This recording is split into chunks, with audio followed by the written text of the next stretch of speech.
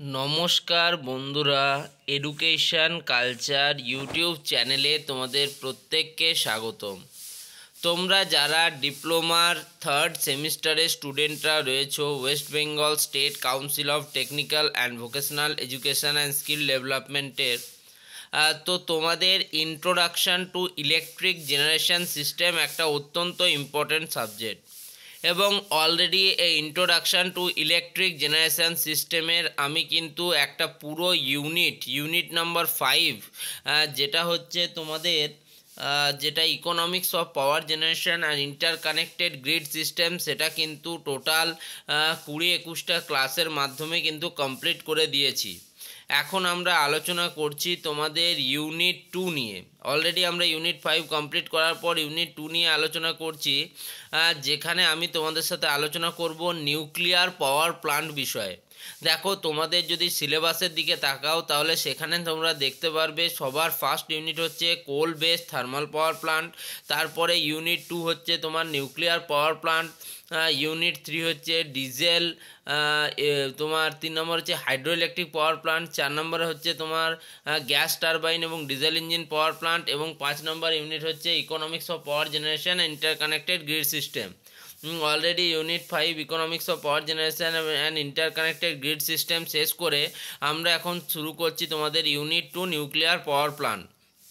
তো যদি একটু সিলেবাসের দিকে তাকাই, আমি এখানে অর্ধেক সিলেবাস 2.4 অবধি লিখেছি, এর পরের পার্টে আমি কিন্তু 2.8 অবধি কমপ্লিট দেখাবো তোমাদের।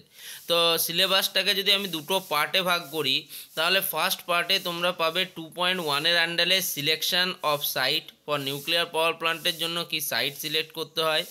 2.2-তে দেখো nuclear fission and fusion, chain reaction, half life period, এগুলো থেকে কিন্তু পরীক্ষায় প্রশ্ন আসে, হাফ লাইফ থেকে কিন্তু নিউমেরিক্যাল আসে। ওকে। 2.3-তে দেখো layout and working with block diagram, block ডায়াগ্রামের সাহায্যে লেআউট এবং ওয়ার্কিং দেখাতে হবে নিউক্লিয়ার পাওয়ার প্ল্যান্টের।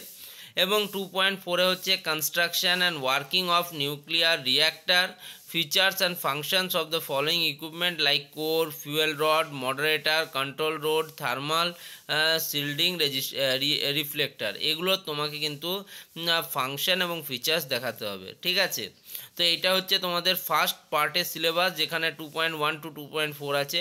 পরবর্তী 2.5 to 2.8 কিন্তু নেক্সট পার্টে আমরা আলোচনা করব। তো আজকের ক্লাসটা যেহেতু তোমাদের ইন্ট্রোডাক্টরি ক্লাস হবে নিউক্লিয়ার পাওয়ার প্ল্যান্টে, তো শুধুমাত্র আমি সিলেকশন অফ সাইটটা জাস্ট তোমাদের হিন্টস দিয়ে রাখছি। পরের ক্লাসে এই বিষয়ে এবং 2.2-তে আমাদের যে nuclear fission and fusion, chain reaction এবং হাফ লাইফ নিয়ে আলোচনা হবে। ঠিক আছে, তো দেখো কি বলছে, as fossil fuels are limited and non renewable alternative source of energy are an urgent need of the day. আজকের দিনে দাঁড়িয়ে আমরা জানি আমাদের যে জীবাশ্ম জ্বালানি, সেটা হতে পারে কয়লা, সেটা হতে পারে পেট্রোলিয়াম প্রোডাক্ট, সেটা হতে পারে বিভিন্ন তোমার কাঠ জাতীয় প্রোডাক্ট যেগুলো রয়েছে, আমাদের জীবাশ্ম জ্বালানি যেগুলো রয়েছে, সেগুলো কিন্তু বেশিরভাগটাই আমাদের কাছে কিন্তু এখন সীমাবদ্ধ বা তার পরিমাণ যথেষ্ট কম, এবং সেগুলোকে পুনরায় কিন্তু আমরা ব্যবহার করতে পারি না। তোমরা যদি দেখো, কয়লাকে পুড়িয়ে দেওয়ার পর আমরা সেটাকে আর পুনরায় সেটার থেকে যে তাপশক্তি পেয়ে গেলাম, সেই তাপশক্তিকে আমরা বয়লারের সাহায্যে যে স্টিম করলাম, তারপরে আর কিন্তু তার কোনো কাজ আমরা আর আবার রিনিউ করতে তাকে পারি না। ফলে কি হচ্ছে বলো তো, আমাদের ভবিষ্যতের জন্য এমন এনার্জি সোর্স এর প্রয়োজন যাতে কিন্তু আমাদের যে পরবর্তীকালে যে ভবিষ্যতে আমাদের যে ডিমান্ড, ইলেকট্রিসিটির যে ডিমান্ড, সেটাকে আমরা পূরণ করতে পারি। Use of nuclear power for generation of electricity is one of this. সেই রকমই একটা বহুল প্রচলিত শক্তি মাধ্যম হচ্ছে কিন্তু নিউক্লিয়ার পাওয়ার। ওকে, nuclear power needs great protection বা precaution as any leakage of radioactivity is hazardous for human and vegetation. আমরা প্রত্যেকেই জানি যে নিউক্লিয়ার পাওয়ার প্ল্যান্ট যেমন শক্তির একটা প্রধান উৎস হয়ে উঠতে পারে বা হয়ে উঠেছে, সেটাতে কিন্তু আমাদের খুব বা যথেষ্ট পরিমাণে সতর্কতা অবলম্বন করা উচিত। কারণ যদি নিউক্লিয়ার পাওয়ার প্ল্যান্টে সামান্য পরিমাণও লিকেজ দেখা দেয়, তাহলে কিন্তু তার যে রেডিও অ্যাক্টিভিটি, ঠিক আছে, সেই রেডিও অ্যাক্টিভিটি বা তেজস্ক্রিয়তা কিন্তু মনুষ্য, প্রাণী প্রত্যেক ক্ষেত্রে কিন্তু একটা ভয়ঙ্কর প্রভাব কিন্তু ফেলবে। In nuclear power needs great precaution. Nuclear পাওয়ারের ক্ষেত্রে আমাদের বিশেষ বিশেষ সতর্কতা নিতে হবে। Energy released from the fusion of heavy atoms when neutrons are bombard. যে ভারী আমাদের পরমাণুগুলো রয়েছে সেক্ষেত্রে আমরা কিন্তু তাকে নিউট্রন দিয়ে আঘাত করি এবং তার ফলে সেখান থেকে কিন্তু এনার্জি রিলিজ হয়। Is use to heat the working substance. Working আমাদের যে সাবস্টেন্স থাকে সেটাকে হিট করতে কিন্তু আমাদের কাজে লাগে। তো নিউক্লিয়ার ফিউশন এটা আমি তোমাদের বললাম যে 2.2তে কিন্তু বিস্তারিত আলোচনা করব। আজকে এটা ইন্ট্রোডাক্টরি ক্লাসে জাস্ট তোমাদেরকে কি বলবো পরিচয় করিয়ে দিচ্ছি নিউক্লিয়ার পাওয়ার প্ল্যান্টের সাথে। এবার হচ্ছে সিলেকশন অফ সাইট। প্রথমেই আমি কি বললাম যে নিউক্লিয়ার পাওয়ার প্ল্যান্টের আমাদের সব সময় কিন্তু গ্রেট প্রিকশন নিতে হয়।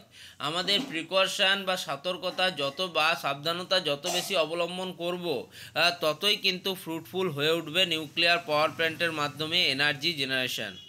তো তার জন্য আমাদের কি ধরনের সাইট আমাদের সিলেক্ট করা উচিত এই যে নিউক্লিয়ার পাওয়ার প্ল্যান্টের জন্য, সেটাই আজকের বিষয়বস্তু। কি বলছে, the selection of a site for a nuclear power plant involves a comprehensive evaluation of factors related to safety, water availability and logistics. কি বলছে যে একটা নিউক্লিয়ার পাওয়ার প্ল্যান্টের জন্য একটা সাইট সিলেক্ট করার জন্য আমাদেরকে কী কী জিনিস দেখতে হবে। সবার প্রথমে আমাদেরকে একটা কম্প্রিহেন্সিভ ইভ্যালুয়েশন করতে হবে, ঠিক আছে, যেখানে আমাদেরকে দেখতে হবে কী কী সেফটি দেখতে হবে, ওয়াটার অ্যাভেলেবিলিটি বা জল যাতে যথেষ্ট পরিমাণে সেখানে অ্যাভেলেবেল থাকে, অ্যান্ড লজিস্টিক্স এবং সেখানে যাতায়াত ব্যবস্থা যোগাযোগ ব্যবস্থা যেন ভালো হয়। কি consideration includes proximity to population centres, geological stability, accessibility for construction and fuel transport, and a reliable source of cooling water like a river, sea or ocean. কি বলছে, আমাদেরকে এমন একটা জায়গাকে কনসিডার করতে হবে যেখানের পপুলেশান কম বা পপুলেশান সেন্টার থেকে সেটা দূরবর্তী, জিওলজিক্যাল সেখানে ফ্লেক্সিবিলিটি রয়েছে, সেখানে কনস্ট্রাকশনের কাজ করা যায় এরকম অ্যাক্সেসেবল জায়গা, ফুয়েল ট্রান্সপোর্ট করা যাতে সহজতর হয় এবং সেখানে বা তার আশেপাশের অঞ্চলে যাতে একটা নদী, সমুদ্র বা তোমাদের কিন্তু জলাধার থাকে। If we point out the various factors that are taken into account while selecting the site for a nuclear power plant are, যদি আমি এই সমস্ত পয়েন্টকে যেমন সেফটি, ওয়াটার অ্যাভেলেবিলিটি, লজিস্টিক্স এবং এই সমস্ত বিষয়কে গুরুত্ব দিই তাহলে মোটামুটি নিউক্লিয়ার পাওয়ার প্ল্যান্টের জন্য আমাদের এরকম একটা জায়গার প্রয়োজন যেখানে এই সমস্ত জিনিসগুলো থাকবে। সবার এক নম্বরেই আমি বললাম ওয়াটার অ্যাভেলেবিলিটি, আমার জলের কিন্তু প্রচুর প্রয়োজন কুলিংয়ের জন্য। 2 নম্বর হচ্ছে distance from load centre, load centre থেকে যাতে দূরবর্তী হয়। 3 ডিস্টেন্স ফ্রম পপুলেটেড এরিয়া, জনবসতিপূর্ণ এলাকা থেকে যেন দূরে হয়। 4 নম্বরে দেখো রেখেছে ট্রান্সপোর্টেশন ফেসিলিটি, যাতে সেখানে যোগাযোগ ব্যবস্থা উন্নততর হয়। 5 নম্বর হচ্ছে দেখো ওয়েস্ট ডিসপোজাল, সব থেকে ইম্পর্টেন্ট জিনিস। এই যে নিউক্লিয়ার পাওয়ার প্ল্যান্টে আমি তোমাদের বললাম যে সেটা তেজস্ক্রিয়তা কিন্তু অত্যন্ত ভারী মাত্রায়, সামান্য পরিমাণ তেজস্ক্রিয়তাও কিন্তু বর্তমান থেকে শুরু করে ভবিষ্যৎ পর্যন্ত কিন্তু মানুষের দীর্ঘস্থায়ী সমস্যার সৃষ্টি করতে পারে। তো তার জন্য আমাদের এই যে প্রক্রিয়াকরণের মাধ্যমে ওই যে নিউক্লিয়ার পাওয়ার প্ল্যান্টে পাওয়ার জেনারেশনের মাধ্যমে যে ওয়েস্ট প্রোডাক্ট যেটা থাকবে সেটাকে যাতে ডিসপোজাল করার একটা অত্যন্ত ভালো জায়গা পাওয়া যায় সেটা আমাদেরকে দেখতে হবে। কস্ট অফ ল্যান্ড, আমরা দেখি অনেক সময় যে আমাদের কোথায় আমরা সেটাকে করব তার আগে আমাদেরকে জানতে হয় সেখানে জমির দাম কীরকম। তোমরা জানো বিভিন্ন সেন্টারের জায়গায় বিভিন্ন রকম কিন্তু জমির দাম হয়। যেগুলো তোমার মেন রোড বা ন্যাশনাল হাইওয়ে বা স্টেট হাইওয়ে থেকে সামান্যতর দূরবর্তী অঞ্চল হয়, সেখানে জমির দাম এবং মোটামুটি একটা পপুলেটেড এরিয়া থেকে প্রায় 200 কিলোমিটার বা 100 কিলোমিটার বা 50 কিলোমিটার বা 30 কিলোমিটার দূরের একটা জায়গার দামের মধ্যে কিন্তু আকাশ পাতাল হেরফের থাকে। তো কস্ট অফ দ্য ল্যান্ডকেও কিন্তু এক্ষেত্রে বিবেচনার মধ্যে রাখা হয়। 7 নম্বর হচ্ছে নেচার অফ ল্যান্ড, জমিটা কীরকম, জমিটা জলা জমি না বাইর জমি, মানে সেখানে চাষবাস হয় কি না হয় না, না কি সেই জমি কি জলাপূর্ণ না ডোবা না কী রকম পরিবেশ জমি, সেটা কিন্তু আমাদেরকে দেখতে হয়। 8 নম্বর হচ্ছে ফিউচার এক্সটেনশন। ধরো আমার মনে হলো এত গিগাওয়াটের আমার একটা তোমার প্ল্যান্ট রয়েছে, সেই প্ল্যান্টটাকে আমি যদি ভবিষ্যতে বাড়াতে চাই, ধরো তার ক্যাপাসিটি আমি ইনক্রিজ করতে চাই, সেক্ষেত্রে আমার কীরকম স্কোপ রয়েছে সেটাও আমাদেরকে মাথায় রাখতে হয়, ফিউচার এক্সটেনশন। 9 নম্বর হচ্ছে অ্যাভেলেবিলিটি অফ ওয়ার্কফোর্স, সেখানে কীরকম মানুষ রয়েছে যারা কিন্তু এই কাজের প্রতি মানে কাজটাকে ভালো বা সুন্দরভাবে করতে পারবে। দেখো কাজ মূলত যদি আমরা বলি তো নিম্ন শ্রেণীর যারা মানুষরা রয়েছে তারাই কিন্তু কাজ করে, ঠিক আছে। বিভিন্ন নির্দেশনা থেকে শুরু করে যদি আমরা টেকনিক্যাল নন টেকনিক্যাল এই সমস্ত দিক বাদ দিই, তাহলে মেন যে ওয়ার্কফোর্স সেটা কিন্তু নিম্নবিত্ত বা নিম্ন মধ্যবিত্ত মানুষরাই কিন্তু করে থাকে। তাই আমাদের ওয়ার্কফোর্স অবশ্যই কিন্তু সেখানে যাতে থাকে, অ্যাভেলেবেল থাকে, সেটা দেখতে হবে। 10 নম্বর হচ্ছে সাইজ অফ দ্য প্লান্ট, আমরা কত বড় প্লান্ট করতে চাইছি তার উপর নির্ভর করছে কিন্তু আমাদের কোন সাইটে কিন্তু আমরা প্লান্টটা করব। ধরো আমার কাছে রয়েছে 10 বিঘা জমি রয়েছে, তো আমি ভাবছি যে আমি 8 বিঘা জমির উপর প্লান্ট করব, তাহলে 10 বিঘা জমি আমার জন্য এনাফ হবে। কিন্তু আমি ভাবছি 15 বিঘা জমির উপর প্লান্ট করব, তাহলে আমাদেরকে কিন্তু 20 বিঘা জমি কিন্তু কিনে রাখতে হবে। ফিউচার এক্সপানশনের জন্য আমাদেরকে 5 বিঘা জমি এক্সট্রা কিন্তু কিনে রাখতে হবে। এইরকম করেই কিন্তু নিউক্লিয়ার পাওয়ার প্লান্ট হয়। একটা প্রশ্ন কিন্তু চিরকাল পরীক্ষায় আসে যে প্রথম নিউক্লিয়ার পাওয়ার প্লান্ট কোথায় তৈরি হয়েছিল, মহারাষ্ট্রের তারাপুরে।